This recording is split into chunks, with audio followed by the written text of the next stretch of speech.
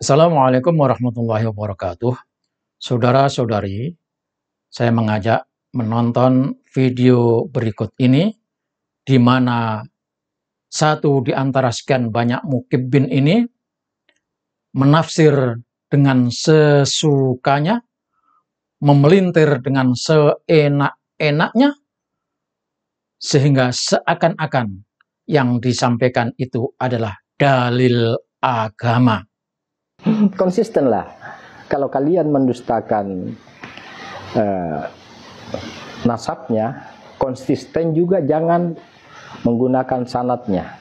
Karena ilmu-ilmu keislaman itu, amalan-amalan keislaman itu, kerohanian itu disebarkan oleh para suriat Nabi sampai di ulama. Ulama dan para suriat Nabi itu satu. Tidak bisa berpisah. Ulama tidak akan bisa memisahkan dirinya dari suriat Nabi, kecuali melepaskan keulamaannya tinggal simbol-simbol sebagai ulama. Ada yang katakan ini ulama Nusantara. Tidak ada ulama itu jika sudah membenci suriat Nabi. Tak ada. Jadi kalian yang sudah berbalik menghina-hina Yaman dan melemparkan cahaya iman kalian lalu mengikuti Imaduddin itu, lalu sok-sok mengangkat bahwa ulama-ulama Nusantara, tidak ada ulama Nusantara itu ketika sudah memisahkan diri dari surat Nabi, karena terputus sanad, mata rantai. Itu mata rantai ibarat tali. Sesungguhnya tali Allah terbentang dari langit ke bumi, itu sanad. Makanya sanad itu menjaga Islam. Itu pentingnya sanad. Saudara-saudara sekalian, mencermati video tersebut, ada catatan-catatan yang harus saya sampaikan. Yang pertama, ini mukibbin menggunakan jurus mabuk. Jurus mabuk itu adalah jurus sekata-katanya, segaya-gayanya, sebisa-bisanya. Yang penting ada perlawanan. Padahal sesungguhnya jurus mabuk menurut ilmu silat Cina di film Hong Kong itu, kalau seseorang sudah mengeluarkan jurus mabuk, dia biasanya bisa memenangkan pertarungan. Nah, jadi belajar dari kungfu, mukibbin ini menggunakan jurus mabuk dengan harapan jurus mabuk itu akan bisa mengalahkan lawan, mengalahkan orang yang dianggap sebagai musuhnya. Padahal Kiai Haji Imaduddin dan kita-kita orang yang berjuang meluruskan nasab Rasulullah SAW yang diaku-aku oleh keturunan Yahudi itu harus diluruskan. Dan sesungguhnya ini adalah mengingatkan kepada para habib itu agar sadar supaya tidak menanggung beban dosa keturunan. Ya, kalau toh sekarang habib itu misalnya belum menyadari, maka buka mata, buka hati, sadar dan akui bahwa saudara Habib itu telah salah mengaku sebagai keturunan Rasulullah. Dan kesalahan itu, sadari, itu adalah kesalahan keturunan, yang berarti dosa keturunan yang disampaikan, yang dibebankan oleh kakek-kakeknya sejak dulu. Nah sekarang kalau dia mengaku, berarti sadar, taubat kepada Allah Subhanahu wa Ta'ala, insya Allah dosa akan diampuni oleh Allah Subhanahu wa Ta'ala. Sekali lagi, mukibbin yang menggunakan jurus mabuk itu punya harapan bisa memenangkan lawan yang dihadapinya. Jurus mabuk. Yang kedua, mukibbin ini tidak tahu bedanya apa itu nasab dan apa itu ilmu. Dipikirnya ilmu itu harus bernasab. Kan gila ini. Di mana otaknya? Di mana pikirannya? Maka kemarin saya membuat video, judulnya sebetulnya kepalanya Mukibin itu isinya apa sih? Ternyata kosong. Dan karena kosong maka tidak bisa membedakan apa itu ilmu, apa itu nasab. Ilmu, saudara-saudara sekalian, dari mana datangnya? Ya, dari mana gurunya? Siapa yang menyampaikan? Tidak ada hubungannya dengan nasab. Jadi jangan ngoceh, jangan berceloteh, jangan ngawur. Lalu mengatakan, kalau nasab Habib itu dianggap batal, tidak nyambung sampai kepada Rasulullah, maka ilmunya ulama-ulama Indonesia juga batal. Itu kan pendapat gila. Pendapat tidak masuk akal. Ilmu tidak bisa dihubung-hubungkan dengan nasab. Saya belajar dengan seseorang kiai, di mana kiai itu anaknya PKI.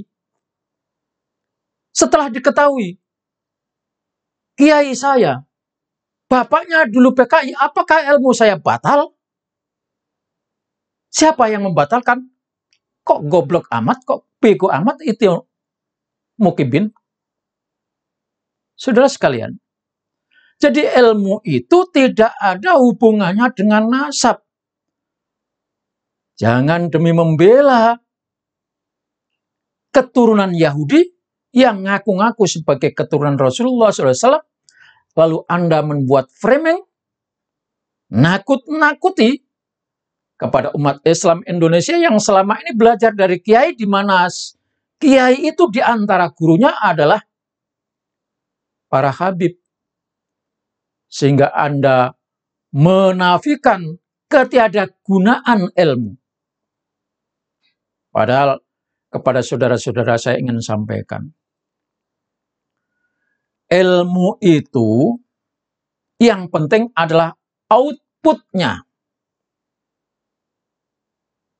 Ilmu itu adalah input, diterima, masuk kepada seseorang, di mana seseorang itu setelah mendapatkan ilmu, bagaimana outputnya.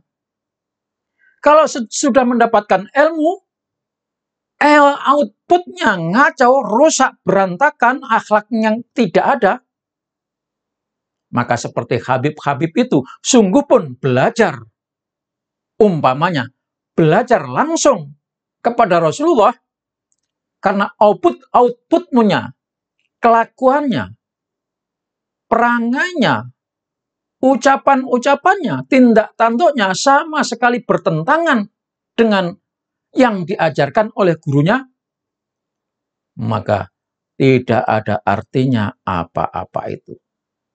Ilmunya tidak ada artinya apa-apa, bahkan ilmunya akan menuntut, akan membawanya dia masuk ke dalam neraka. Jadi sekali lagi Mukibin, gunakan logika dan otak Anda. Tidak ada hubungannya ilmu dengan nasab. Taruhlah kiai-kiai Indonesia, umpamanya, belajar dengan para habib, dan kiai-kiai Indonesia, kiai-kiai Nusantara mengamalkan ilmunya sampai kepada kita. Lalu saat ini kita menafikan Habib bukan keturunan Rasulullah sebagai keturunan Rasulullah. Umpamakanlah guru-gurunya kiai Indonesia yang berupa Habib, yang bergelar Habib itu benar-benar bukan keturunan Rasulullah dan nyata-nyata sebagai keturunan Yahudi, maka ilmunya tidak akan batal, tidak akan musnah. Kenapa? Karena outputnya ilmu yang didapatkan itu memberikan manfaat kepada diri pribadi, kepada umat dan masyarakat. Itulah saudara-saudara sekalian, ilmu. Tapi kalau nasab, biarpun keturunan Rasulullah sungguhan nasabnya dan kelakuannya, ilmunya kosong, malah ngawur, tidak ada jaminan dia masuk ke dalam surga. Mukibin ini benar-benar orang yang sudah tercuci otaknya, percaya apa yang dikatakan oleh Habib palsu. Maaf, Habibnya asli, tapi palsu keturunan Rasulullah. Sudah terdoktrin begitu dalam sehingga hadis-hadis buatan Habib, quote-quote buatan Habib, kebohongan-kebohongan yang dibikin Habib